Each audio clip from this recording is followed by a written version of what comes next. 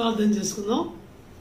ప్రేమగల మా తండ్రి, మా నమ్మకమైన దేవ, మా ప్రభు, మా రక్షకుడు, మా విమోచకుడైన యేసుక్రీస్తు నమ్మకమైన నామంలో మరొకసారి మేము బైబిల్ పట్టణంకై చేరి రావడానికి మీరు చేస్తున్న సహాయం అంతటికై మీకు ఎంతో వందనములు, స్తోత్రములు చెల్లిస్తున్నాం.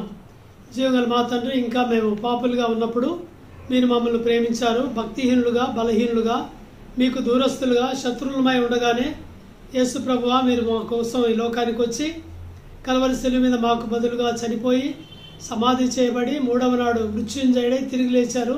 మిమ్మల్ని స్తుతిస్తూ ఆరాధిస్తున్నాం.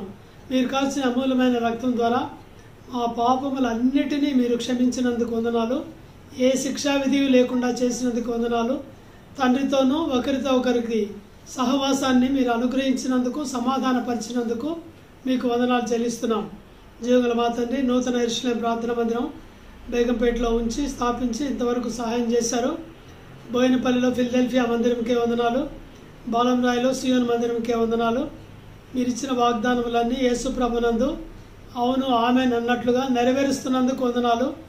యెషయా 27వ అధ్యాయం 3వ వచనం ప్రకారం అనుక్షణము కాపాడుతున్నారు. జకరియా 2:5 ప్రకారము మా చుట్టూ అగ్ని ప్రాకారంగా ఉన్నారు. హెబ్రీ 13:5-6 ప్రకారము మమ్మల్ని విడవకుండా ఎడబాయకుండా ఉన్నారు. కాబట్టి మిమ్మల్ని స్తుతిస్తూ ఆరాధిస్తున్నాం. జీవగల మా తండ్రి, 24 అవర్స్ చైన్ పేరులో మీరు మాకు చేసిన సహాయం అంతటికే మీకు ఎంతో వందనాలు. మా ప్రార్థనలకు జవాబిస్తారని నమ్మి స్తుతిస్తున్నాం. ఈ కోవిడ్-19 బారిన పడిన తండ్రి పిల్లలందరినీ కూడా జ్ఞాపకం చేసుకొని మీరు ముట్టి బాగు చేయమని కూడా దేవా ప్రార్థన చేస్తున్నాం. తండ్రి, సెంట్రల్ అండ్ స్టేట్ గవర్నమెంట్స్ వారు తీసుకోవాల్సిన చర్యలు యాక్షన్స్లో మీరు తోడుగా ఉండండి. కన్ఫ్యూజన్ లేకుండా సాయం చేయండి. వ్యాక్సినేషన్ కూడా మీరు దీవించండి. ప్రపంచంలో నుంచి ఈ మహమ్మారిని మీరు తీసివేయండి. ప్రజలకు యేసు ప్రభువుని గురించి తెలుసుకునే మరొక అవకాశాన్ని, సెకండ్ ఛాన్స్ మీరు అనుగ్రహించమని దేవా ప్రార్థిస్తున్నాం. ఈ రాత్రి బైబిల్ స్టడీ కోసం తండ్రి వచ్చిన పిల్లలందరికీ వందనాలు. ఆన్లైన్లో జీవగల మా తండ్రి అందరూ కూడా భయభక్తులతో వారి గృహాల్లో కుటుంబములతో కూర్చోవడానికి మీరే సహాయపడమని ప్రార్థన చేస్తున్నాం. పాట ద్వారా మా హృదయాల్ని వాక్యం కొరకు సిద్ధపరచండి. వాక్యమును కూడా ప్రభువా మీ దాసుని మీరు అభిషేకించి మీరు వాడుకోమని ప్రార్థన చేస్తున్నాం. ట్రాన్స్లేషన్లో కూడా పిల్లలకు కావాల్సిన తలాంతును మీరు అనుగ్రహించండి. మేము వినువారుగా మాత్రం కాకుండా వాక్య ప్రకారం జీవించువారుగా మమ్మల్ని ఉంచండి. సమయమును మా తలంపులను స్వాధీనపరచుకోండి. మా ప్రభు, మా రక్షకుడైన యేసుక్రీస్తు నమ్మకమైన బలమైన నామంలో స్తుతించి ప్రార్థించి వేడుచున్నాం తండ్రి, ఆమేన్. ఒక సియోను గీతంలో నుంచి మనము ఒక పాట పాడుకుందాం. 477వ పాట, నీ స్వరము వినిపించు ప్రభువా, 477.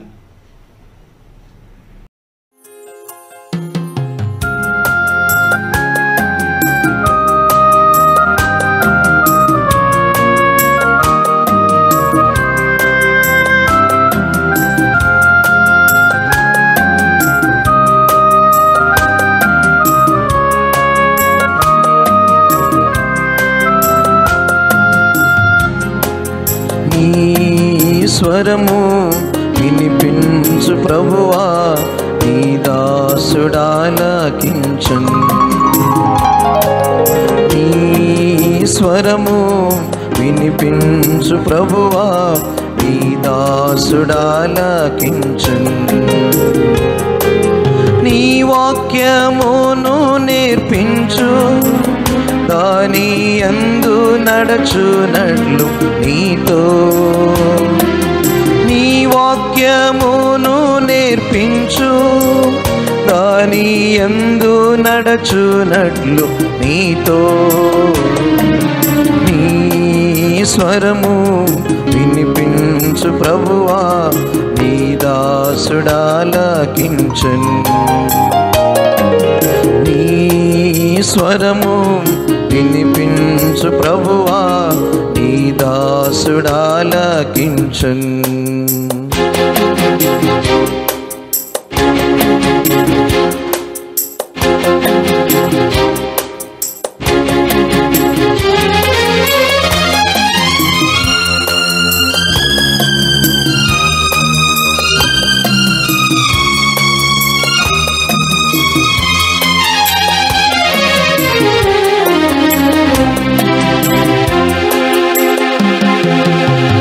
ఉదయమునే లేచి నీ స్వరము వినుట నాకు ఎంతో మధురము.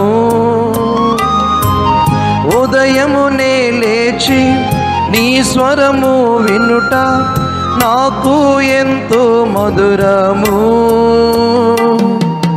దినమంతటి కొరకు నన్ను సిద్ధపరచు, రక్షించు ఆపదల నుండి, రక్షించు ఆపదల నుండి. నీ స్వరము వినిపించు ప్రభువా, నీ దాసుడాలకించున్. నీ స్వరము వినిపించు ప్రభువా, నీ దాసుడాలకించున్.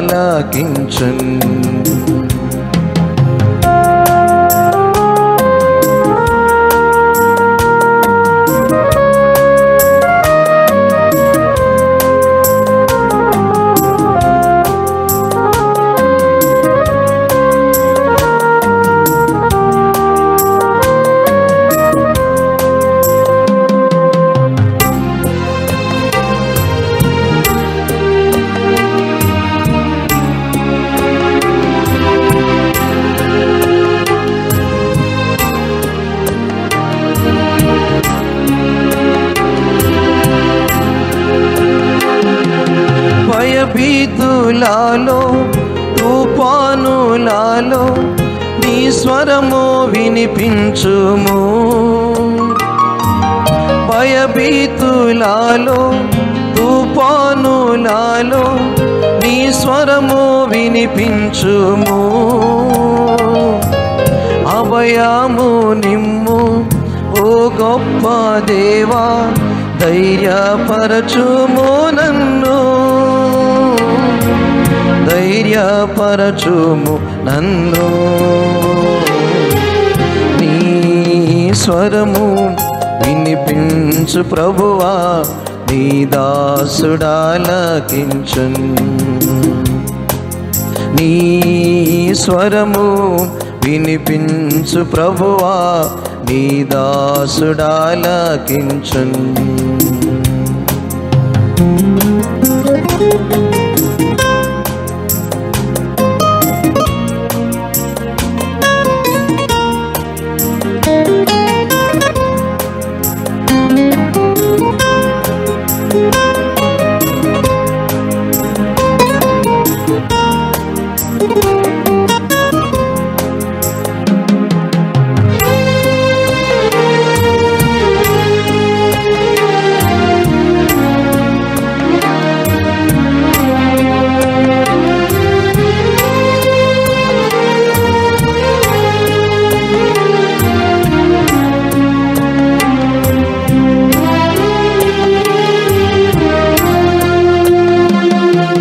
నేర్చుకొన్నాను నా శ్రమల ద్వారా నీ వాక్యమును ఎంతో.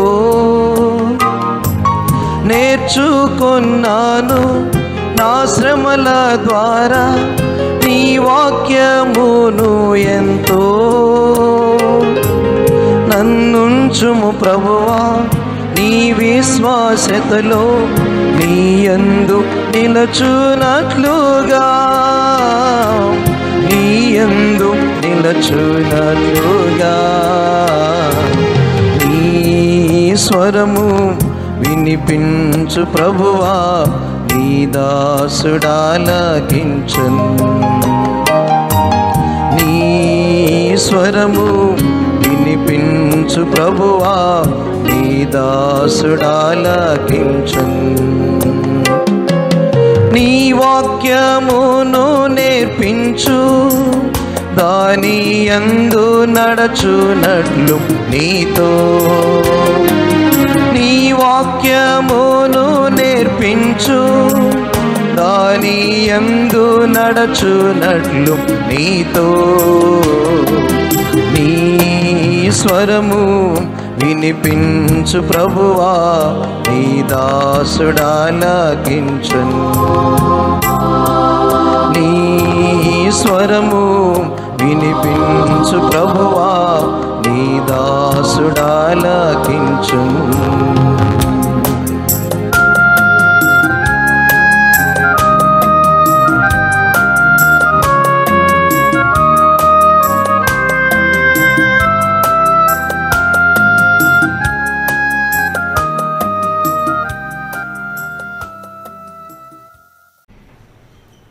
ఇప్పుడు మనము దేవుని వాక్యాన్ని విందాం.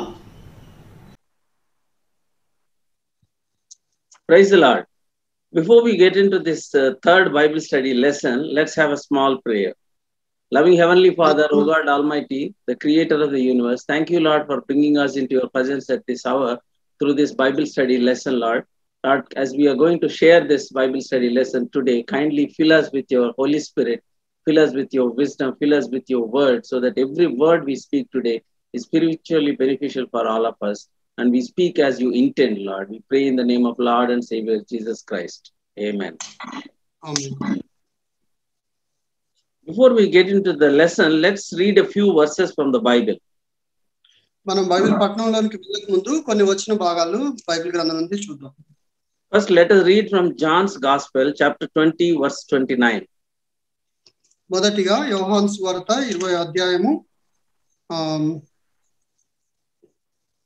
29. యోహాను సువార్త 20వ అధ్యాయం 29వ వచనం చదువుదాం. Blessed are they that have not seen and yet have believed. యేసు, నీవు నన్ను చూచి నమ్మితివి, చూడక నమ్మిన వారు ధన్యులని అతనితో చెప్పెను. Next one, we'll read from Psalms, chapter 19, verse 1. రెండవదిగా 19వ కీర్తన మొదటి వచనం.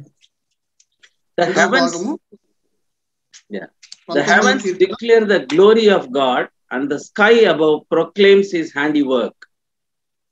ఆకాశములు దేవుని మహిమను వివరించుచున్నవి, అంతరిక్షము ఆయన చేతి పనిని ప్రచురపరుచుచున్నది.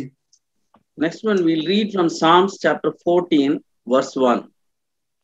ఇంకొక భాగము 14వ కీర్తన మొదటి వచనం. The fool hath said in his heart, there is no God. They are corrupt, they have done abominable works. There is none that doeth good. దేవుడు లేడని బుద్ధిహీనులు తమ హృదయంలో అనుకుందురు. వారు చెడిపోయిన వారు అసహ్య కార్యములు చేయుదురు. మేలు చేయవాడు ఒకడును లేడు. So as we read in John's Gospel 20:29, Jesus says there, blessed are they that have not seen and yet they have believed. ఇక్కడ మనం యోహాను సువార్త 20వ అధ్యాయము 29వ వచనంలో చదివినట్లుగా అక్కడ యేసుక్రీస్తు వారు చూడక నమ్మిన వారు ధన్యులు అని చెప్తున్నాడు.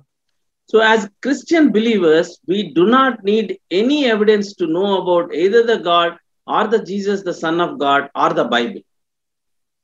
విశ్వాసులంగా క్రైస్తవ విశ్వాసులుగా మనకి దేవుడు ఉన్నాడు, లేదంటే యేసుక్రీస్తు వారు దేవుని కుమారుడు, బైబిల్ గ్రంథం గురించి మనకు రుజువులు అవసరం లేదు. We've already seen in lessons 1 and 2 how true, how authenticate is the word of the God. మనము మొదటి రెండు బైబిల్ పఠనాల్లో బైబిల్ గ్రంథం గురించి మనం ధ్యానిస్తూ వచ్చాము. బైబిల్ ఎంత యథార్థమైనది, ఎంత ప్రాముఖ్యమైనది, తర్వాత అవన్నీ విషయాలు మనం చూస్తూ వచ్చాము. We've also seen how accurate it is scientifically and how accurate in its fulfillment of the prophecies. శాస్త్రీయంగా ఎంత ఖచ్చితత్వం బైబిల్ గ్రంథం కలిగి ఉన్నది, లేదంటే బైబిల్ గ్రంథంలో రాయబడిన ప్రవచన వాక్యాలన్నీ కూడా ఎంత ఖచ్చితంగా నెరవేరాయో అవన్నీ కూడా చూసాం. In Hebrews chapter 11 verse 1, it says there, now faith is being sure of what we hope for and certain of what we do not see. హెబ్రీయులకు రాసిన పత్రిక 11వ అధ్యాయం మొదటి వచనంలో విశ్వాసం గురించి ఈ విధంగా రాయబడింది. విశ్వాసం అనున్నది నిరీక్షింపబడు వాటి యొక్క నిజ స్వరూపంను అదృశ్యమైనవి ఉన్నవనటకు రుజువునై ఉన్నది. Having said that, I would like to mention that Christians are at various levels of the faith. So ఈ విధంగా క్రైస్తవులు విశ్వాస విషయంలో వేరు పరిమాణాలు కలిగి ఉన్నారు. There are Christians who by faith and by the mercy of the God, they received the salvation. They allow the Holy Spirit to lead their lives. They are the people who feel the presence of the God and they don't need any evidence. చాలా మంది క్రైస్తవులు యేసుక్రీస్తు వారిని అంగీకరించి పరిశుద్ధాత్మ అనుగ్రహింపబడి పరిశుద్ధాత్మ చేత నింపబడిన వారే వారి అనుదిన జీవితంలో దేవుని యొక్క ఉనికిని కలిగి ఉంటారు. Secondly, there are also Christians who received salvation but subsequently slided back or hardened their hearts and did not allow the Holy Spirit to lead their lives.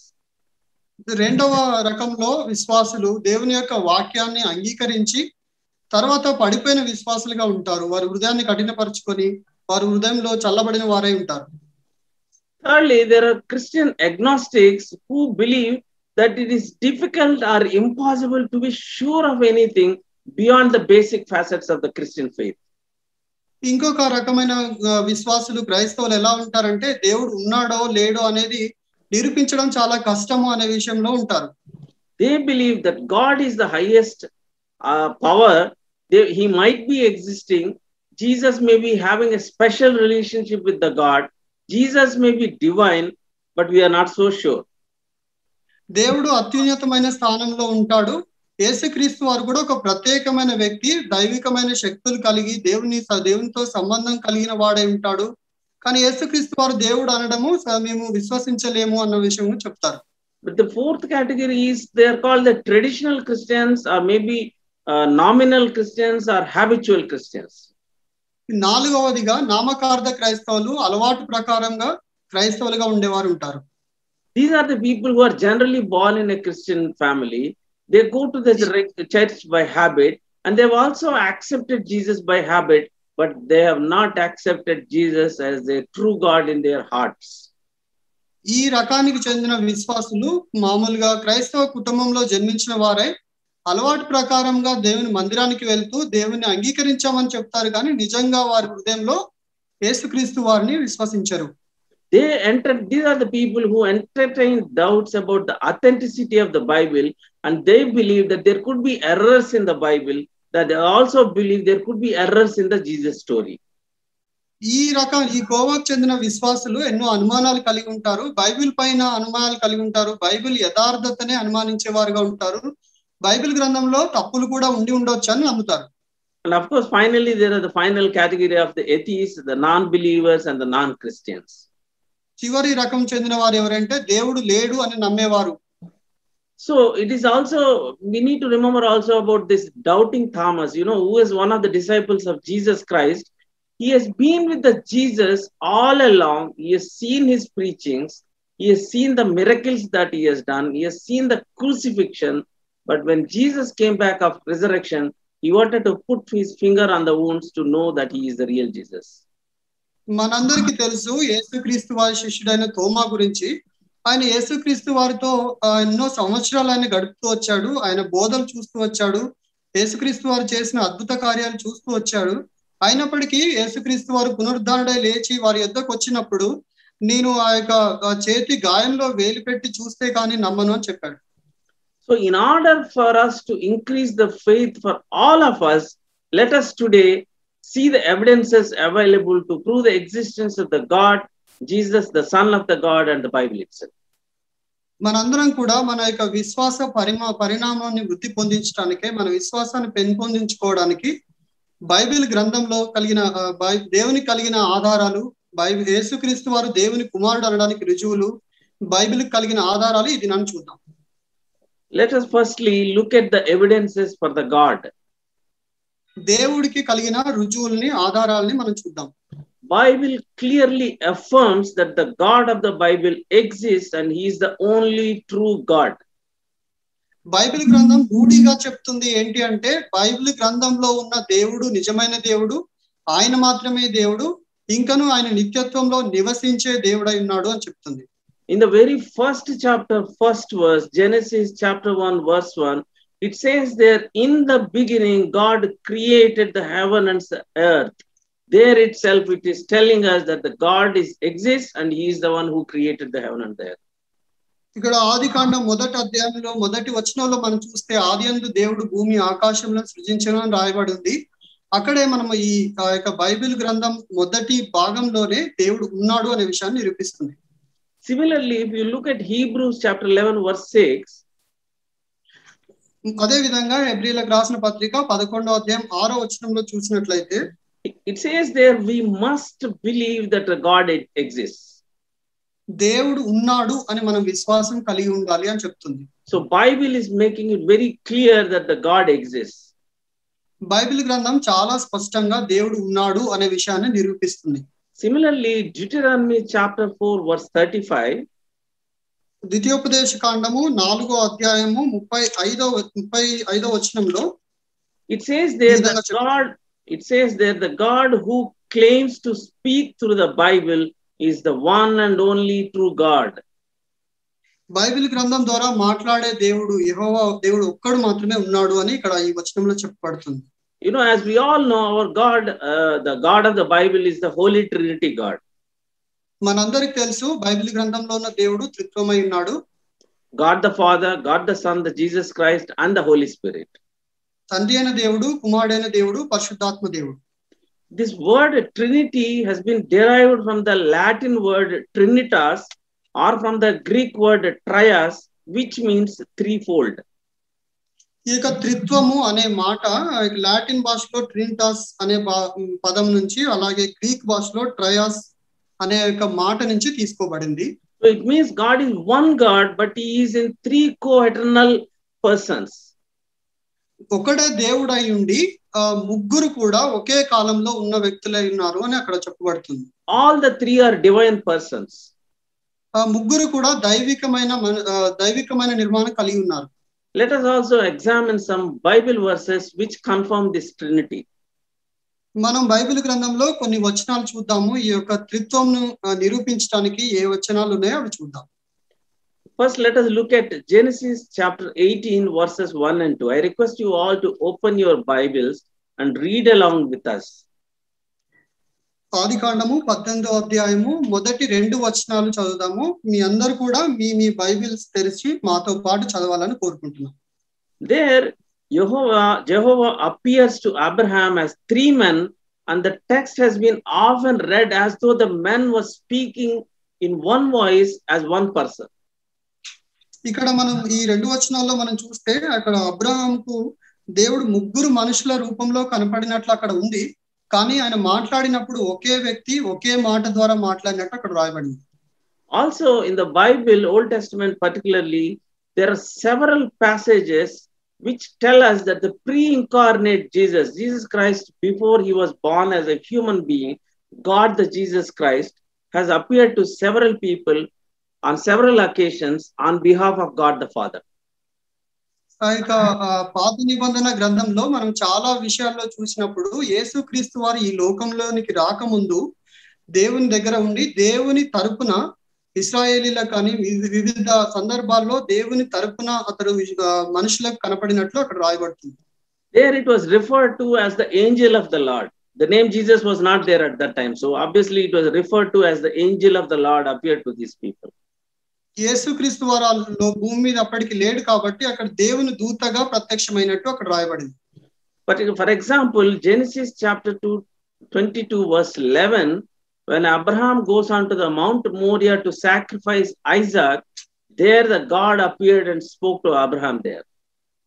ఇక్కడ ఆదికాండం 22వ అధ్యాయంలో 11వ వచనంలో మనం చూసినట్లయితే అబ్రహాము తన కుమారుని అర్పించడానికి ఆ పర్వతం మీదకి వెళ్ళినప్పుడు దేవుడు అక్కడ అబ్రహాంకి ప్రత్యక్షమై మాట్లాడాడు. Similarly, in Exodus chapter 3 verse 2 also, God appears to Moses, particularly in the form of a fire in the bush, and speaks to Moses.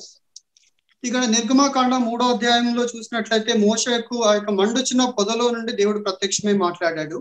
So the Bible scholars believe that the God who appeared to either Moses or Abraham, or the one who was referred to as the angel of the Lord in the Old Testament, is none other than the Jesus Christ who appeared on behalf of the God.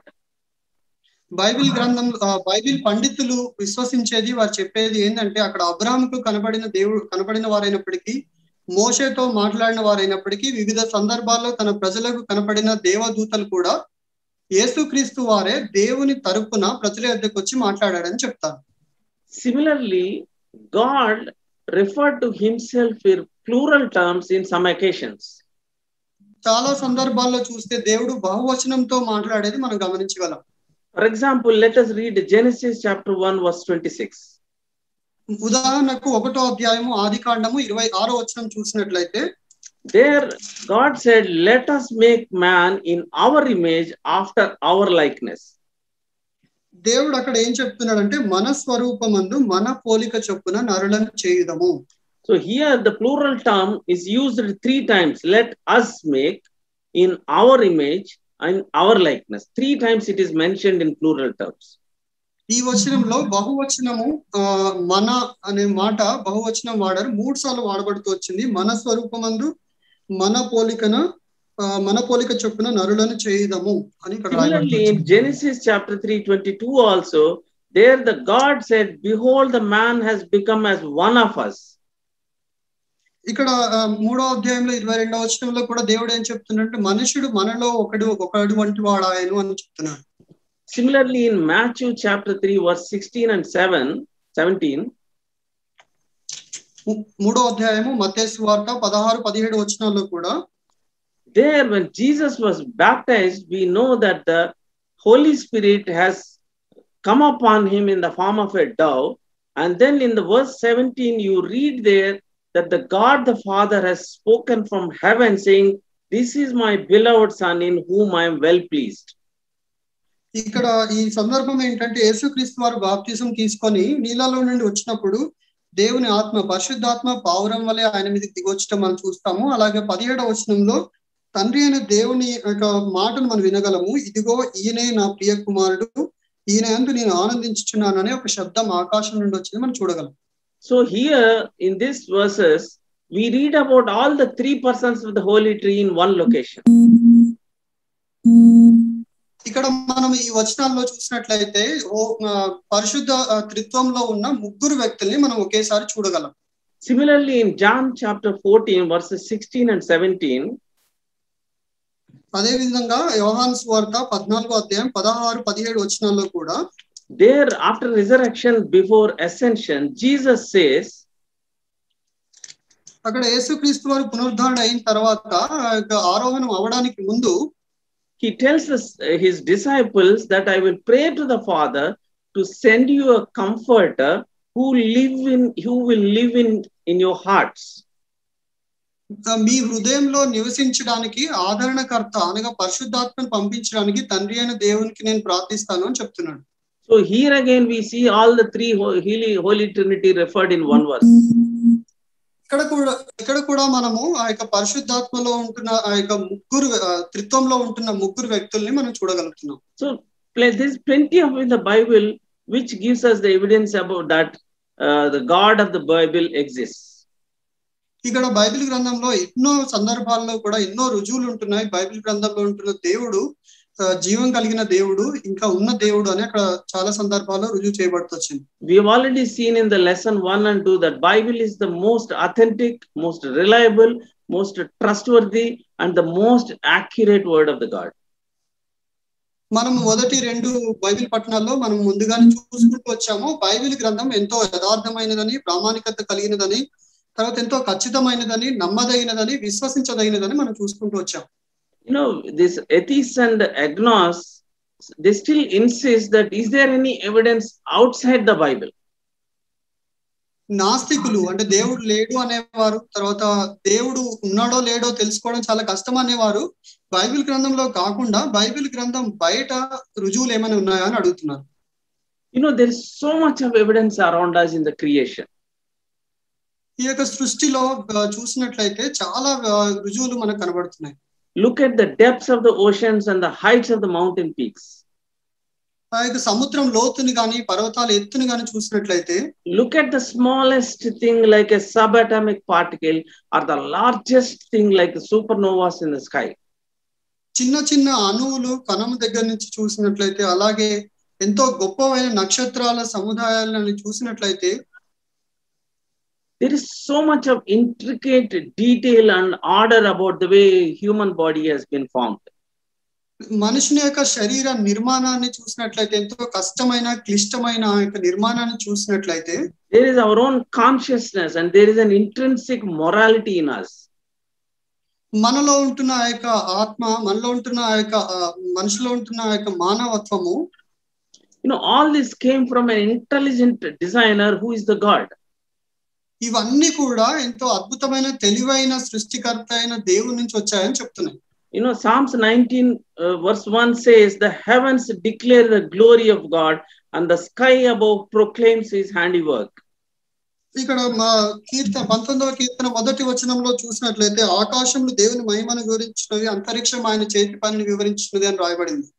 Look at the universe, for example, or maybe the solar system. ఈ యొక్క సౌర వ్యవస్థని సృష్టిని చూసినట్లయితే the solar system, for example, all the 8 or 9 planets, now they say scientists found a 9th planet, they are all arranged at a specific distance from the sun. ఇక మనం సౌర వ్యవస్థను చూసినట్లయితే సౌర కుటుంబంలో ఉన్నటువంటి 8 లేదంటే ఇప్పుడు ఈ మధ్యన కనుక్కున్న 9 గ్రహాలు కూడా అవన్నీ కూడా ప్రత్యేకమైన కక్ష, దాని కక్షలో అవన్నీ కూడా అమర్చబడి ఉన్నాయి. For example, the earth is fixed in a specific zone due to the gravitational pull between the sun on one side and the Jupiter on the other side. మనం ఉదాహరణకు భూగ్రహాన్ని తీసుకున్నట్లయితే అది ఒక కక్షలో ఉంచబడి ఒకవైపు సూర్యునిచే ఆకర్షించబడి ఇంకోవైపు జూపిటర్ చే ఆకర్షించబడి ఒక కక్షలో ప్రయాణిస్తుంది. Imagine if the earth comes closer to the sun, due to the excessive heat, whole life on the earth will burn down. ఊహించండి, ఒకవేళ భూమి సూర్యునికి కొంచెం దగ్గరగా వెళ్ళింది అనుకోండి, సూర్యుని నుంచి వచ్చే ఆ యొక్క ఎక్కువ వేడి ద్వారా భూమి మీద ఉన్న జీవరాశి అంతా కూడా కాలిపోతుంది. If it goes far away from the sun, whole life will freeze to death. ఒకవేళ సూర్యుని నుంచి కొంచెం దూరంగా భూమి వెళ్ళింది అనుకోండి, అప్పుడు ఆ భూమి మీద ఉండే ఆ చలికి మంచుకి గడ్డగట్టిపోతాం జీవరాశి అంతా కూడా. So, this intrinsic arrangement is possible only due to the existence of the God. And we know from the Bible that it is the God of the Bible who created this universe. ఈ కష్టమైన పనులన్నీ కూడా ఎవరైనా శక్తి కలిగిన తెలివైన సృష్టికర్త మాత్రమే చేయగలుగుతాడు. అది బైబిల్ గ్రంథంలో యేసుక్రీస్తు వారు బైబిల్ గ్రంథంలో ఉన్న దేవుడు మాత్రమే ఇవన్నీ సృష్టించాడని తెలుపుతుంది. Now let us look at the evidence for the Jesus, the Son of the God. ఇప్పుడు యేసుక్రీస్తు వారు దేవుడు కుమారుడు అనడానికి రుజువు చూద్దాం. Similarly, there is plenty of evidence in the Bible that tells us or affirms to us that Jesus is the Son of the God. Bible గ్రంథంలో యేసుక్రీస్తు వారు దేవుని కుమారుడు అని చెప్పడానికి చాలా సందర్భాలు, చాలా వచనాలు, చాలా రుజువులు ఉన్నాయి. Genesis chapter 1 verse 1 to 4 say, in the beginning was the word was with the God, and the word was the God. In the యోహాను సువార్త 1వ అధ్యాయము 1వ వచనంలో చూసినట్లయితే ఆదియందు వాక్యం ఉండెను, వాక్యం దేవుని వద్ద ఉండెను, వాక్యము దేవుడై ఉండెను. And then in verse 3 it says, through him all things were made. ఇక్కడ 3వ వచనంలో చూస్తే ఆయన ద్వారానే అన్ని కూడా సృష్టించబడ్డాయి. Similarly, in the same chapter, verse 14, John's Gospel chapter 1 verse 14, అదే విధంగా యోహాను సువార్త 1వ అధ్యాయం 14వ వచనంలో చూసినట్లయితే there it says, the word became flesh and made his dwelling among us. అక్కడ ఆ వాక్యము శరీరధారి అయి కృపాసత్య సంపూర్ణుడిగా మన మధ్య నివసించెను అని రాయబడింది. So John is confirming to us this word that is mentioned in the verse 1 is none other than the Jesus Christ. ఇక్కడ యోహాను భక్తుడు ఏం చెప్తా ఉంటున్నాడంటే మొదటి వచనంలో ఉన్న వాక్యము అని మాట ఉంది కదా, ఆ వాక్యం అనే మాట వాక్యము దేవుడై యేసుక్రీస్తు వారు అని చెప్తున్నాడు. So now let us reread that verse 1 again after replacing that word with Jesus. మనము ఈ మొదటి వచనాన్ని మళ్ళా చదువుదాం. ఎలా అంటే వాక్యము అనే చోట వాక్యము అని కాకుండా యేసుక్రీస్తు అని చదువుదాం. So let us read. In the beginning was Jesus, and Jesus was with God, and Jesus was God. ఆదియందు యేసు ఉండెను, యేసు దేవుని యొద్ద ఉండెను, యేసు దేవుడై ఉండెను. Similarly, let us read verse 3 now. Through him, here it means Jesus. Through Jesus, all things were made. ఇక్కడ 3వ వచనం మనకు తెలుగులో 2వ వచనం చివర్లో ఉంది, సమస్తమును ఆయన అనగా సమస్తమును యేసుక్రీస్తు మూలంగా కలిగెను. So this clearly tells us that Jesus is the God, the Son of the God. He was there from the beginning, and through him all creation was made. ఈ భాగాలు చాలా స్పష్టంగా చెప్తున్నాయి ఏంటంటే యేసుక్రీస్తు వారు దేవుడై ఉన్నాడు, ఆయన దేవుని కుమారుడై ఉన్నాడు, మొదటి ఆది నుంచి ఆయన ఉన్నవాడై ఉన్నాడు అని చెప్తున్నాయి. Also similarly, let us look at other evidences. అదే విధంగా ఇతర రుజువులు కూడా మనం చూద్దాం. Number 1, his own testimony, Jesus' own testimony that he is the God. మొదటిగా దేవుడు యేసుక్రీస్తు వారు తన స్వంత సాక్ష్యం కూడా, తన జీవితం కూడా దేవుని కుమారుడు దేవుడై ఉన్నాడని రుజువుపరుస్తుంది. Of course, he never declared in the Bible that he is the God himself. ఆయన యేసుక్రీస్తు వారు నేనే దేవుడిని ఎక్కడ కూడా చెప్పలేదు కానీ I mean, obviously, there is no reason. The Prime Minister of India won't go on telling people that I am the Prime Minister of India. మనం కూడా ఇలాగ అనుకోవచ్చు, ఇండియా దేశపు ప్రధానమంత్రి ప్రతి చోటుకి వెళ్ళి నేనే ప్రధాని అని చెప్పుకోడు కదా. But Jesus indirectly confirmed on some occasions that he is the Son of the God. కానీ యేసుక్రీస్తు వారు చాలా సందర్భాల్లో నేనే దేవుని కుమారుడిని అని నిరూపిస్తూ వచ్చాడు, చెప్తూ వచ్చాడు. Let us look at Mark chapter 14 verses 61 and 62. Marks వార్త 14వ అధ్యాయము 61, 62 వచనాలు చూద్దాం. మార్క్స్ వార్త 14. Yeah. There when the high priest asked, "Art thou the Christ, the Son of the Blessed?" Jesus said, "I am, and you shall see the Son of Man sitting at the right hand of the power and coming in the clouds of the heaven." ఇక్కడ ప్రధాన యాజకుడు యేసుక్రీస్తు వారిని ప్రశ్నిస్తున్నాడు. పరమాత్మని కుమారుడు అయిన క్రీస్తు నీవేనా అని ఆయన అడగగా ఆయన అవును నేనే, మీరు మనుష్య కుమారుడు సర్వశక్తిని కుడిపార్శ్వమున కూర్చున్నట్టు ఆకాశం మేఘారుడే వచ్చుటయు చూచెదరని చెప్పెను. Similarly, in John's Gospel chapter 8 verse 58, అదే విధంగా యోహాను సువార్త 8వ అధ్యాయము 58వ వచనం చూసినట్లయితే Jesus said, "Verily, verily, I say unto you, before Abraham was, I am." ఇక్కడ యేసుప్రభువు చెప్తున్నాడు, అబ్రహాం పుట్టక మునుపే నేను ఉన్నానని మీతో నిశ్చయంగా చెప్తున్నాను అన్నాడు. He is again reconfirming that he was there from the eternity even before Abraham. ఇక్కడ దేవుడు ఏమి స్పష్టంగా చెప్తా ఉన్నాడంటే సృష్టి నిర్మాణం కంటే ముందు నేను ఉన్నాను, అబ్రహాం కంటే ముందు నేను ఉన్నాను అని చెప్తున్నాడు. No, there are several verses like that. In Matthew 16:15 to 17 we read that. మత్తయి సువార్త 15, 16, 17 వచనాల్లో ఇంకా చాలా చోట్ల కూడా ఈ యొక్క విధంగా చెప్పబడుతూ వచ్చింది. John's Gospel 10, John's Gospel verse chapter 13, chapter 14, we read all these evidences there. యోహాను సువార్త 10వ అధ్యాయం, 13వ అధ్యాయం, 14వ అధ్యాయాల్లో ఇలా చాలా చోట్ల కూడా యేసుక్రీస్తు వారిని నేను దేవుని కుమారుడు అని చెప్తూ వచ్చాడు. So let us look at the next category of evidence, which is the direct eyewitnesses testimony.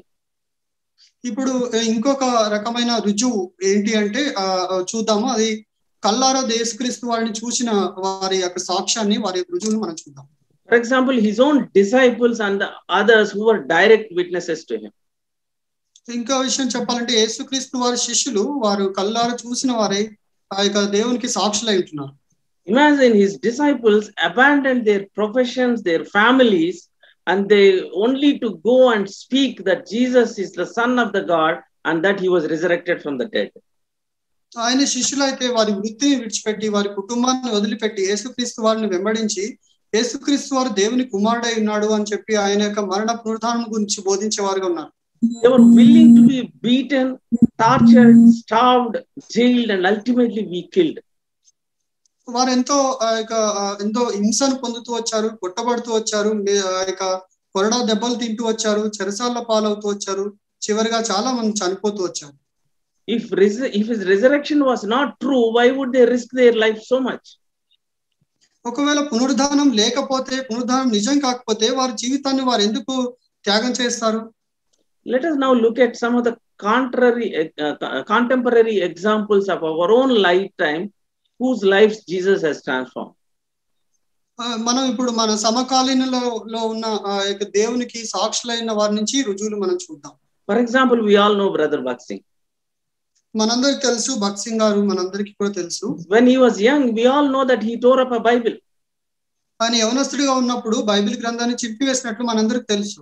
Yet when he felt the presence of Jesus in his life, ఆయన జీవితంలో ఎప్పుడైతే దేవుని ఉనికిని కనుగొంటూ వచ్చాడో, he has become one of the top evangelists in the whole world. ఆయన ప్రపంచంలో ఎంతో గొప్ప సువార్థికునిగా అవుతూ వచ్చాడు. He has become a pioneer in the Indian Christian movement. ఆ యొక్క భారత క్రైస్తవ ఉద్యమంలో ఆయన ఎంతో గొప్పవాడుగా అవుతూ వచ్చాడు.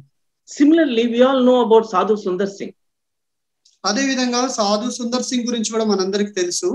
At the age of 16 years, he tore up the Bible and burnt it. 16 సంవత్సరాల వయసులో ఆయన బైబిల్ గ్రంథాన్ని చింపి పడవేశాడు. He was born in a traditional Sikh family. ఆయన సిక్కు కుటుంబంలో జన్మించాడు. But within a year, once he experienced the presence of Jesus in his life, తన జీవితంలో యేసుక్రీస్తు వారి యొక్క ఉనికిని గమనించిన సంవత్సరంలోనే he turned out to be a powerful witness to Jesus Christ. శక్తివంతమైన సాక్షిగా దేవుని కొరకు అవుతూ వచ్చాడు. You know, his parents did not like him preaching about Christ. ఆయన తల్లిదండ్రులకు యేసుక్రీస్తుని ప్రకటించడం ఇష్టం లేదు. He poisoned so that he can die. He was poisoned by his family so that he can die. ఆయన చనిపోవాలని ఆయనకు విషం పెట్టడానికి ప్రయత్నించారు. But somehow he survived. ఏదో విధంగా ఆయన బ్రతుకుతూ వచ్చాడు. But then at the age of 17, he left his house only to go out and preach his gospel with just Bible in his hand, without not even a single pie in his hand. 17 సంవత్సరాల వయసులోనే కేవలము చేతిలో ఒక Bible పుస్తకాన్ని పట్టుకొని మాత్రమే చిల్లి గవ్వ లేకుండా ఇంట్లో నుండి బయటకు వచ్చాడు.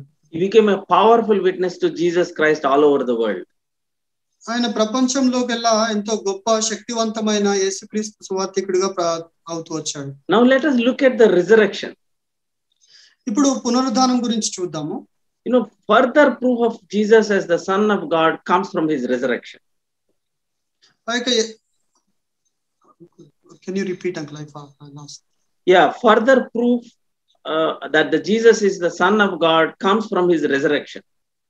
మనం యేసుక్రీస్తు వారు దేవుని కుమారుడు అని నిరూపించడానికి అది పునరుద్ధానం నుంచి కూడా మనం చూడవచ్చు.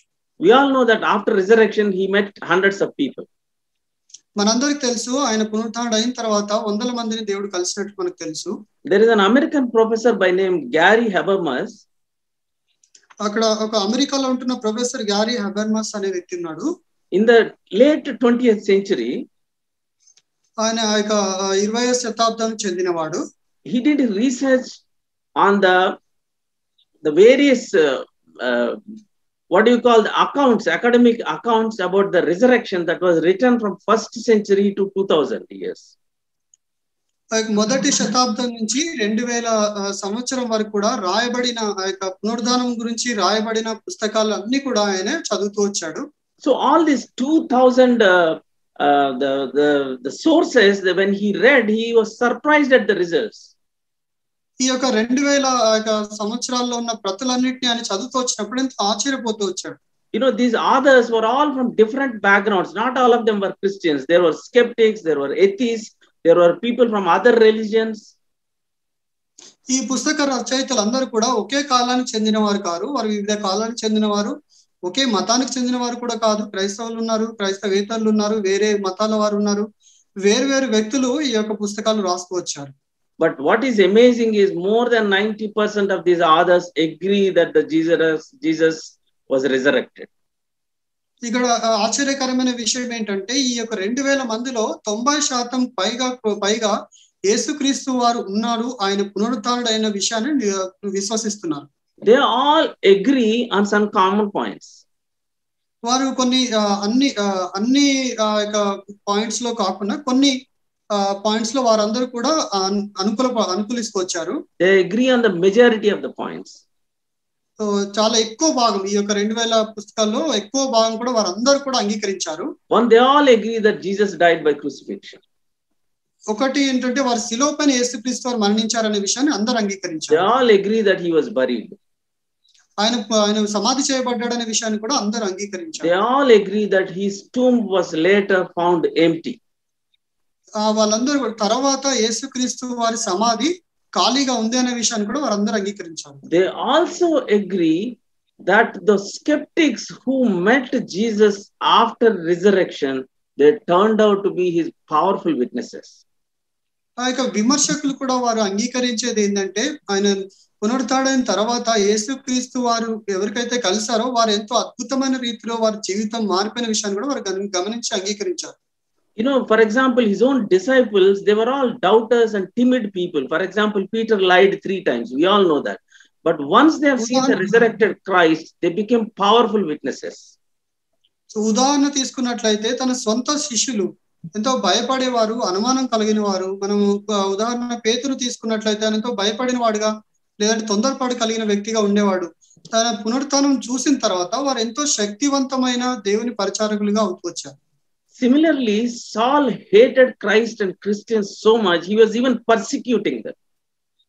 అలాగే సౌలు అనే వ్యక్తి కూడా యేసుక్రీస్తు వారిని వ్యతిరేకించే వ్యక్తి, సంఘాన్ని వ్యతిరేకించే వ్యక్తి, క్రైస్తవులు అనేకులు హింసించిన వ్యక్తి.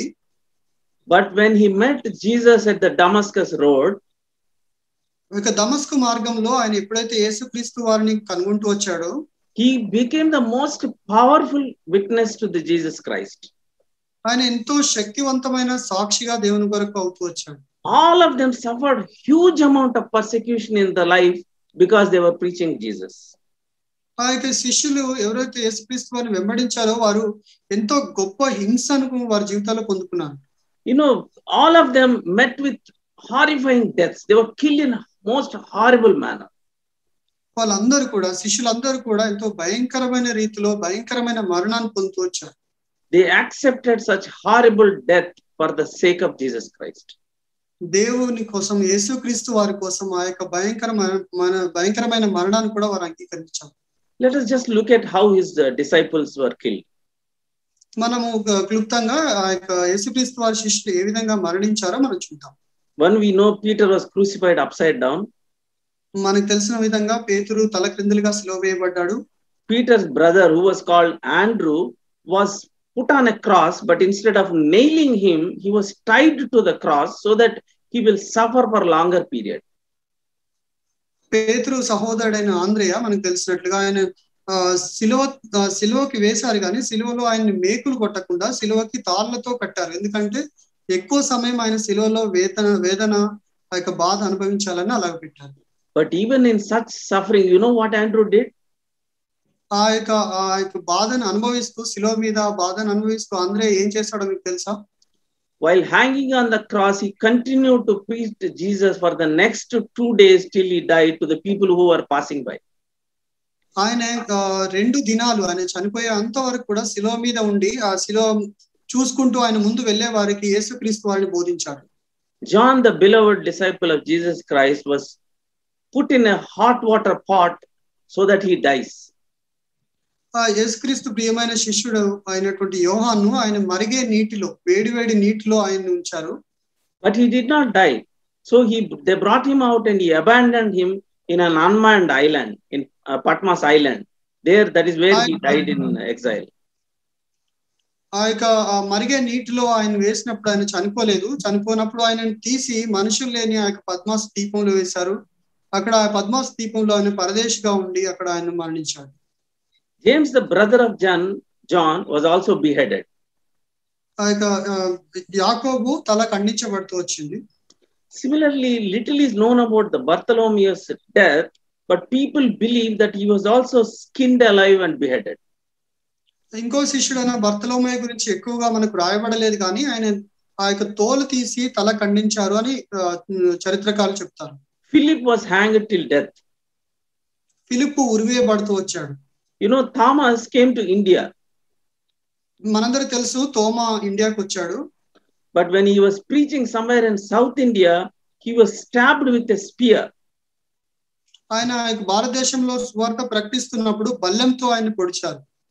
Similarly, Matthew was in Ethiopia when he was killed. మత్తయి అయితే ఐథియోపియాలో బల్లెంతో పొడవబడుతూ వచ్చాడు. తల నరికి చంపి. Yeah. Similarly, James, not the brother of John, was believed to be stoned to death. ఇంకొక యాకోబు ఆయన రాళ్ళతో చంపబడ్డాడని చెప్తారు. So they all met, different kinds of most horrible deaths, but they accepted it so pleasingly, just for the sake. Yeah. వారందరూ కూడా ఆ యొక్క భయంకరమైన మరణాలు వారి జీవితంలో పొందినప్పటికీ కూడా కేవలం యేసుక్రీస్తు వారిని బట్టి ఆ యొక్క మరణాన్ని వారు అనుమతిస్తూ వచ్చారు, అంగీకరించారు, సంతోషం. Now let us look at other evidences. For example, the fulfillment of the prophecies. మనము ఇంకా ఇతర రుజువులను చూద్దాము. అవి ఆ యొక్క ప్రవచనాల నెరవేర్పును మనం చూద్దాం. I mentioned that there are nearly 200 prophecies in the Old Testament about Jesus' virgin birth, his life, his preachings, his crucifixion and resurrection. యేసుక్రీస్తు వారిని గూర్చి పాత నిబంధన గ్రంథంలో దాదాపుగా 2000 ప్రవచనాలు ఉన్నాయి. యేసుక్రీస్తు వారు కన్యా గర్భంలో జన్మిస్తాడని, ఈ లోకంలో జన్మిస్తాడని, తన జీవితం గురించి, శిలువ వేయబడే క్రమాన్ని గురించి, పునరుద్ధానం గురించి అనేకమైన ప్రవచనాలు ఉన్నాయి. All these were very accurately met. అవన్నీ కూడా ఎంతో ఖచ్చితంగా నెరవేర్చబడుతూ వచ్చాయి. Similarly, Jesus Christ has done wonderful supernatural miracles. అదే విధంగా యేసుక్రీస్తు వారు ఈ లోకంలో ఉన్నప్పుడు ఆయన ఎన్నో అద్భుత కార్యాలు చేశాడు. We all know that he healed the sick, he healed the blind and the dumb and the deaf. He has healed the lepers, he changed water into wine, he raised Lazarus from the dead. He did wonderful miracles. He was a great miracle worker, the God who worked on the earth 2000 years ago. యేసుక్రీస్తు వారు 2000 సంవత్సరాల క్రితం ఈ లోకంలో ఉన్నప్పుడు ఆయన ఎన్నో అద్భుత కార్యాలు చేశాడని మనందరికీ తెలుసు. కుంటివారికి కాళ్ళు ఇచ్చాడు, గుడ్డివారికి కళ్ళు ఇచ్చారు, ఊచ చేతులు గలవాన్ని బాగు చేస్తూ వచ్చాడు. తర్వాత నీళ్ళని ద్రాక్షారసంగా మారుస్తూ వచ్చాడు, చనిపోయిన లాజర్ని కూడా సమాధి నుండి లేపుతూ వచ్చాడు. ఇలా ఎన్నో అద్భుత ఆశ్చర్య కార్యాలు చేశాడని మనందరికీ తెలుసు. Similarly, Jesus' life is historically one of the most well documented life. అదే విధంగా యేసుక్రీస్తు వారి జీవితము చారిత్రకంగా కూడా ఎంతో చక్కగా రాయబడుతూ వచ్చింది. An American rabbi by the name of Nelson Glueck of the late 20th century, he did a pioneering work in the biblical archaeology. అమెరికాకు చెందిన నెల్సన్ గ్లూయ్ అనే పురావస్తు శాఖకు చెందిన శాస్త్రవేత్త, ఆయన ఎన్నో విషయాలను తన విచారణలో కనుగొంటూ వచ్చాడు. But he said there is plenty of archaeological evidence to prove the existence of Jesus.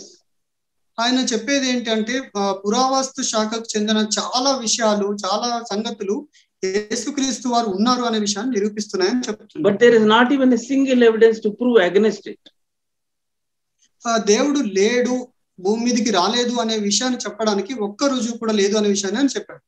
If you are looking for the evidence outside the Bible to know about Jesus, it is also there.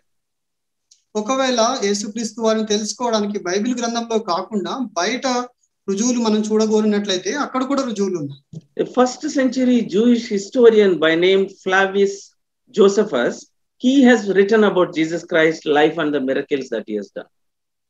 మొదటి శతాబ్దానికి చెందిన యూదా చరిత్రకారుడైనటువంటి Josephus కూడా యేసుక్రీస్తు వారి జీవితాన్ని గురించి రాసుకొచ్చాడు.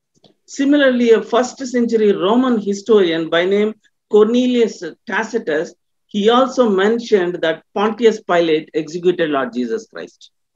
మొదటి శతాబ్దానికి చెందిన రోమా చారిత్రకారుడు కొర్నేలియస్ టాటికస్ అనే వ్యక్తి కూడా పొంతి పిలాతు యేసుక్రీస్తు వారిని సిలువకు అప్పగించాడనే విషయం రాశాడు. There are many other historians, other religious books, they all mention about Jesus' virgin birth, his preachings and his crucifixion.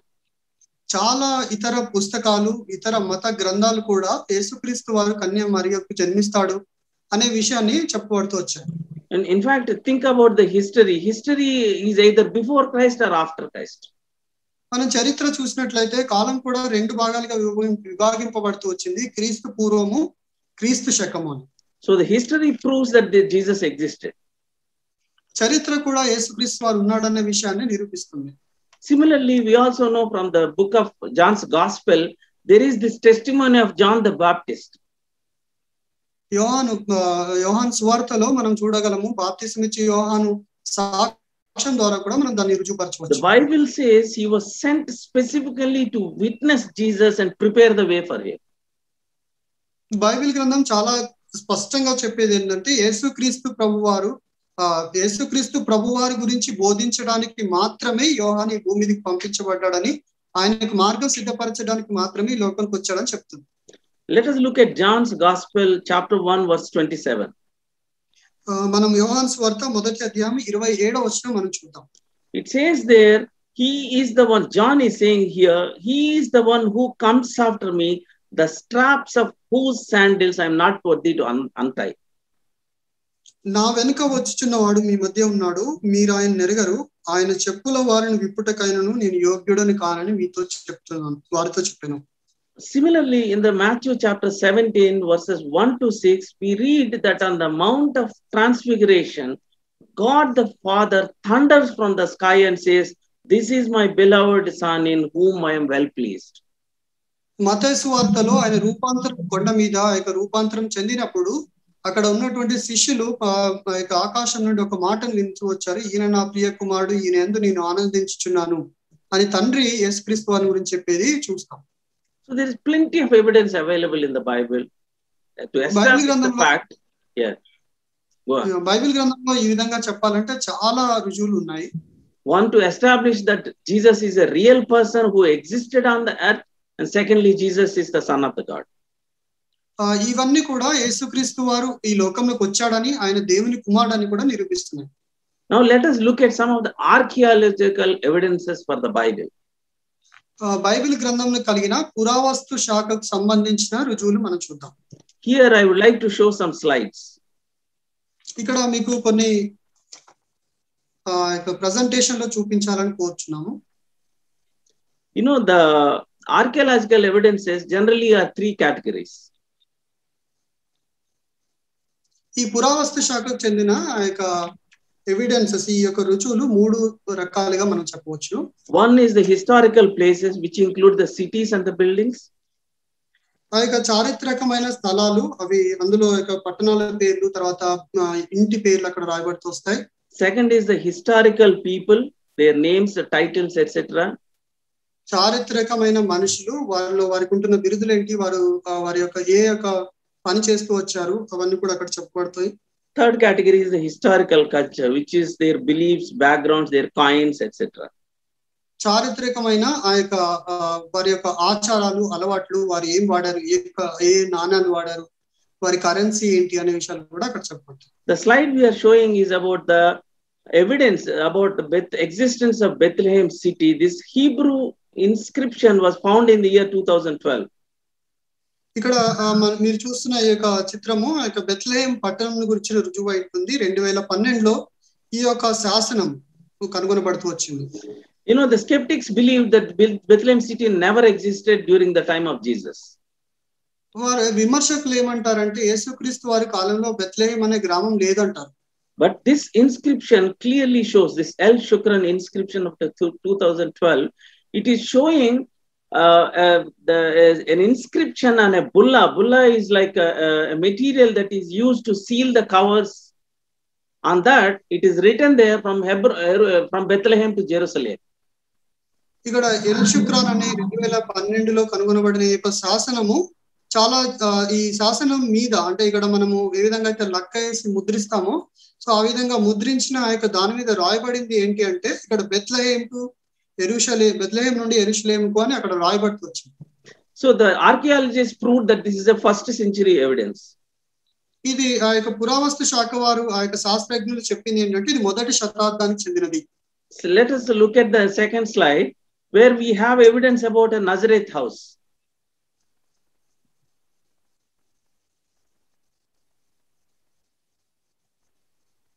ఇక్కడ రెండవ స్లైడ్ లో మనం చూసినట్లయితే ఇక్కడ నజరేతు గురించి, మనం నజరేత్ అనే యొక్క గ్రామం గురించి మనం చూస్తాం. Similarly, people argued that there was no Nazareth town at the time of Jesus' lifetime. అదే విధంగా ఇక్కడ చాలా మంది కూడా యేసుక్రీస్తు వారి సమయంలో నజరేతు అనే పట్టణము, ఆ గ్రామం లేదు అని వాదిస్తారు. But in 2010 they found this first century house in Nazareth. 2010వ సంవత్సరంలో మొదటి శతాబ్దానికి చెందిన ఈ ఇంటిని శాస్త్రజ్ఞులు కనుగొంటూ వచ్చారు. So this proves the existence of Nazareth as a town during first century. మొదటి శతాబ్దంలో నజరేత్ అనే పట్టణం ఉంది అనే విషయాన్ని ఇది నిరూపిస్తుంది. Let us look at the next slide.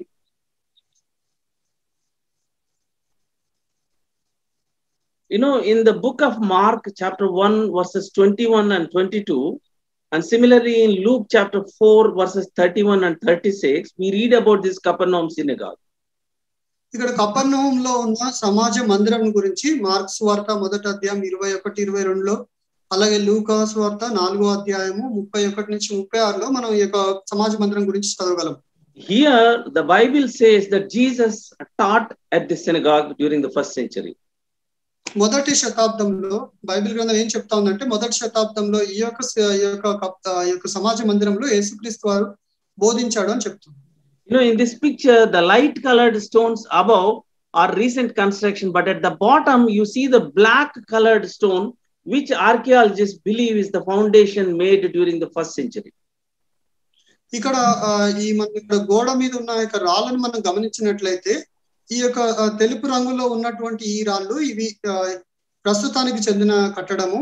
దీని కింద ఉన్నటువంటి ఈ యొక్క రాళ్ళు ఏవైతే నల్ల రంగులో ఉన్న ఈ రాళ్ళు ఉన్నాయి ఇవి 1వ శతాబ్దానికి చెందినవి అని శాస్త్రజ్ఞులు కనిపెట్టారు. Similarly, in the next slide we can show you the Peter's house. తర్వాత యొక్క పిక్చర్ లో మనం పేతురు ఇల్లు మనం చూడగలము. Just by the side of the synagogue we have seen in the earlier slide, Peter's house existed. మనం ఇంత ముందు చూసిన ఆ యొక్క పటంలో ఉన్నటువంటి ఆ యొక్క సమాజ మందిరం పక్కన పేతురు ఇల్లు ఉంది.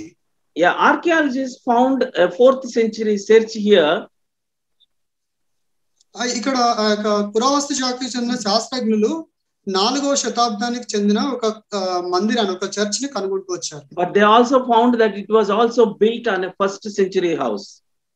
అలాగే వాళ్ళు ఇంకా కనుగొంది ఏంటి అంటే ఆ యొక్క 4వ శతాబ్దానికి చెందిన ఆ యొక్క చర్చ్ 1వ శతాబ్దానికి చెందిన ఒక ఇంటి మీద కట్టబడిందని వారు కనుగొన్నారు. Similarly, let us go to the next slide. అదే విధంగా మనం తర్వాత స్లైడ్ లో చూసినట్లయితే this is the pool of the Bethesda that is mentioned in John chapter 5 verses 1 to 15. యోహాను సువార్త 5వ అధ్యాయం 1-15 వచనాల్లో చెప్పబడిన Bethesda Koneru. The Jesus healed a person who could not walk for his entire life. ఆయన పుట్టిన దగ్గర నుంచి కూడా నడవలేని వ్యక్తిని అక్కడ యేసుక్రీస్తు వారు బాగు చేస్తూ వచ్చాడు. So this is mentioned that he is healed by the side of this pool of Bethesda. ఈ యొక్క బెతెస్దా దగ్గర ఉన్నటువంటి ఆ యొక్క బెతెస్దా దగ్గర యేసుక్రీస్తు వారు ఆయన స్వస్థపరిచాడని చెప్పబడుతుంది. So they found this in the 19th century.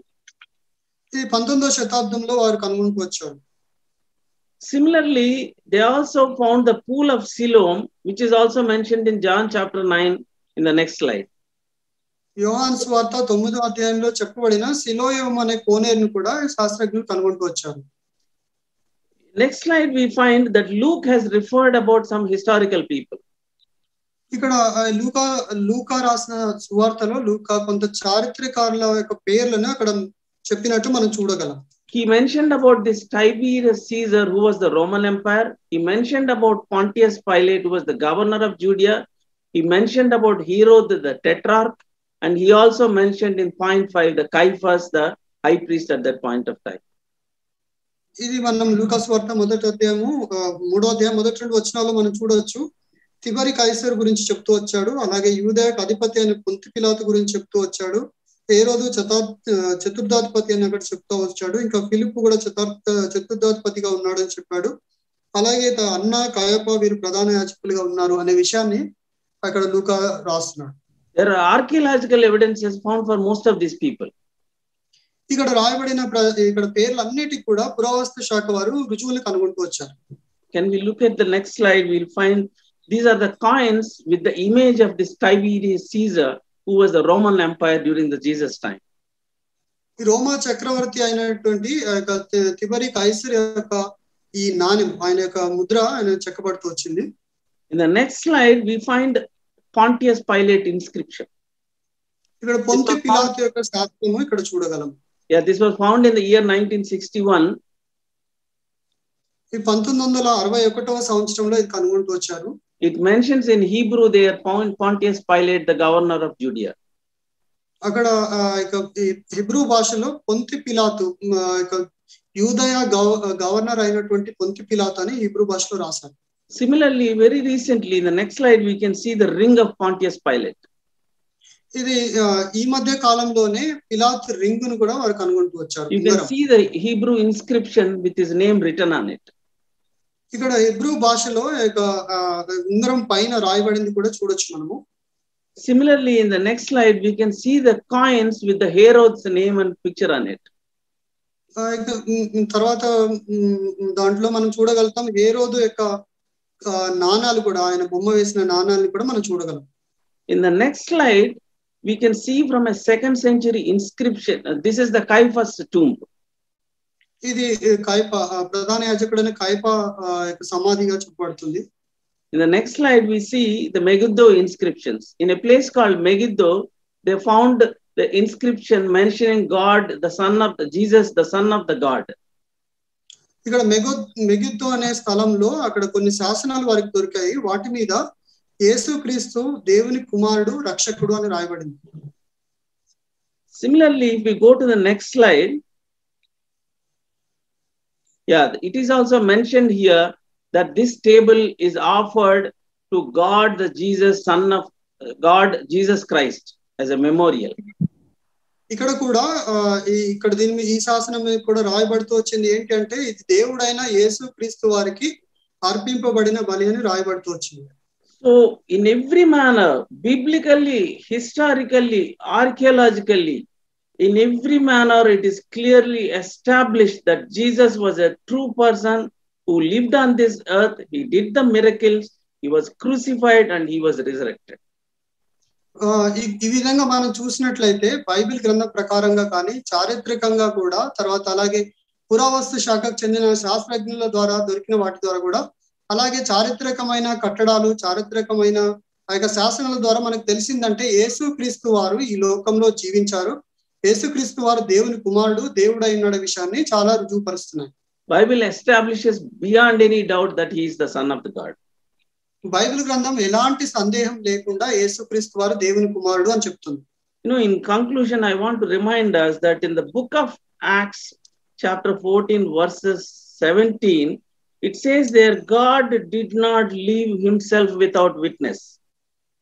ఇక్కడ ముగింపులో మీకు అపోస్తలుల కార్యం 14వ అధ్యాయంలో మీకు చెప్పదలుచుకుంది ఏంటంటే దేవుడు రుజువు లేకుండా తనని తాను రుజువు లేకుండా వదలలేదు అని అక్కడ రాయబడుతూ వచ్చింది. So if the Bible is the inspired word of God, then every statement that is written in the Bible is absolutely true. Bible గ్రంథంలో రాయబడిన ప్రతి మాట కూడా దేవుని చేత ప్రేరేపింపబడినదే రాయబడింది. అలాగే అందులో రాయబడిన ప్రతి మాట కూడా నిజము సత్యమైనది. So therefore, any evidence that demonstrates the Bible to be the word of the God simultaneously validates that the God of the Bible exists and that Jesus is the divine son of God. Bible గ్రంథము దేవుని వాక్యం అని చెప్పే ప్రతి రుజువు కూడా యేసుక్రీస్తు వారు దేవుని కుమారుడని అలాగే యేసుక్రీస్తు వారు దేవుడు అయినాడనే విషయాన్ని కూడా రుజువుపరుస్తున్నాయి. So Jesus, being the son of the God, such a powerful authority, he has complete authority over the entire cosmos. He came down like an ordinary man. యేసుక్రీస్తు వారు దేవుని కుమారుడై ఉండి సమస్తమునకు అధిపతి అయి అధికారం కలిగినటువంటి వాడై కూడా మనల్ని రక్షించడానికే ఈ లోకంలోకి మానవుడిగా ఈ లోకంలో జన్మించాడు. He lived a pure and blemishless life. ఆయన పరిశుద్ధమైన పాపం లేని జీవితాన్ని జీవించాడు. He paid for our sins on the cross. Calvary శిలువలో మన పాపములకు క్రయధనం చెల్లించాడు. He gave us salvation and tried to reunite us back to the Lord. దేవుడు మనకు రక్షణ అనుగ్రహించి తండ్రితో మనని సమకూరుస్తూ వచ్చాడు. He suffered so much of pain, humiliation, rejection and mockery and shed his blood on the cross for your sins and my sins. నీ పాపముల కొరకే నా పాపముల కొరకే ఆయన ఎంతో అవమానం భరిస్తూ వచ్చాడు, ఎంతో బాధను భరిస్తూ వచ్చాడు. ఆ యొక్క శిలువలో ఆ శ్రమనంతటిని కూడా మన కొరకే ఆయన భరిస్తూ వచ్చాడు. So we need to continue to keep our faith on the Lord Jesus Christ and continue to pray so that we can meet him at his second coming. మనకు కలిగిన విశ్వాసము యేసుక్రీస్తు నందు దేవుడి యందు మనకు కలిగిన విశ్వాసాన్ని కలిగి ఉండి పట్టుకొని యేసుక్రీస్తు వారిని చూచుటకై మనము నిరీక్షించే వారంగా ఉండాలి. Bible also says, James in chapter 1, he says, be doers of the word, not just hearers. Bible గ్రంథం యాకోబు పత్రికలో ఈ విధంగా రాయబడుతుంది, దేవుని మాట వినడం మాత్రమే కాదు మాట ప్రకారం జీవించాలి అని చెప్తుంది. Jesus also says in Matthew chapter 7, those who are the doers of the word, they are the ones who will receive the kingdom of the God. ఎవరైతే దేవుని మాట విని అలా చేస్తారో వారు మాత్రమే దేవుని రాజ్యం స్వతంత్రించుకుంటారని యేసుక్రీస్తు వారు స్వయంగా చెప్పారు. So let us trust the word of the God. దేవుని వాక్యాన్ని నమ్ముదాం. Let us study it and live by it. దేవుని వాక్యాన్ని చదివి దాని ప్రకారం జీవిద్దాం. And prepare ourselves to meet the Lord Jesus Christ in his second coming. ఆయన రెండవ రాకడలో ఆయన ఎదుర్కోవడానికి మనం సిద్ధపడదాం. May God bless this word. దేవుడి వాక్యాన్ని దీవించుకుందాం. ప్రార్థన చేసుకుందాం. ప్రేమగల మా తండ్రి, మా నమ్మకమైన దేవ, మా ప్రభు మా రక్షకుడైన యేసుక్రీస్తు నమ్మకమైన నామంలో మీరు విడుదల చేసిన మీ వాక్యమును బట్టి మీకు ఎంతో వందనములు స్తోత్రములు చెల్లిస్తున్నాము. మీ వాక్యము తండ్రి అది యథార్థమైనది, నిజమైనది, అది ఖచ్చితమైనది ప్రభువా. అలాగే మీరు కూడా నిజమైన దేవుడు తండ్రి. ఈ సృష్టిని చూసినప్పుడు మీరు నిజమైన దేవుడని మేము గ్రహించగలము తండ్రి. మీ ఉనికి ప్రతి విషయంలోనూ మేము చూడగలము. యేసుక్రీస్తు వారు రక్షకుడిగా, దేవుడిగా తండ్రి మేము చూడగలము తండ్రి. నీ వాక్యం నిజమైనది. అనేక రుజువులు, ఆధారాలు చరిత్రలోనూ దేవుని వాక్యంలోనూ మీరు చూపించినందుకు మీకు ఎంతో వందనాలు స్తోత్రాలు చెల్లిస్తున్నాము. ఈ నిజమైన దేవుని యేసు ప్రభు వారిని తెలుసుకొని గ్రహించినట్లుగా తండ్రి రక్షణ లేని మా పిల్లలకు మీరు తండ్రి బయలుపరచమని ప్రార్థన చేస్తున్నాం. రక్షించబడిన మేము ఈ దేవుడు నిజమైన దేవుడు మాకు ప్రత్యక్షమయ్యాడు, మాకు తెలుపబడ్డాడు కాబట్టి మేము నమ్మకముగా ఆయన హత్తుకొని ఆయన కొరకు జీవించుటకు, ఆయన విలువైన వాక్యమును మేము విని లోబడుటకు మా జీవితంలో మాకు సహాయం చేయండి. మేము మా కుటుంబాలు యెహోవాను సేవించేవారిగా, దేవుని వాక్యమును ప్రేమించి లోబడేవారిగా ఉంచమని ప్రార్థన చేస్తున్నాం. ఈ వాక్యమును మా హృదయాలకు దీవించండి. వాక్య ప్రకారం జీవించుటకు కృప అనుగ్రహించండి. మా కుటుంబంలో ఉన్న ప్రతి అవసరం తండ్రి, ఆత్మీయ శరీర సంబంధమైన అవసరాలు మీరు తీర్చండి. మా ప్రభు మా రక్షకుడైన యేసుక్రీస్తు నమ్మకమైన నామంలో ప్రార్థించి నమ్మి వేడుచున్నాం తండ్రి, ఆమేన్. మన తండ్రి అయిన దేవుని ప్రేమ, ప్రభువైన యేసుక్రీస్తు వారి యొక్క కృప, పరిశుద్ధాత్మని యొక్క అన్యోన్య సహవాసము మనందరికీ ఎల్లప్పుడూ తోడుగా ఉండును గాక. Amen. Amen. Praise the lord.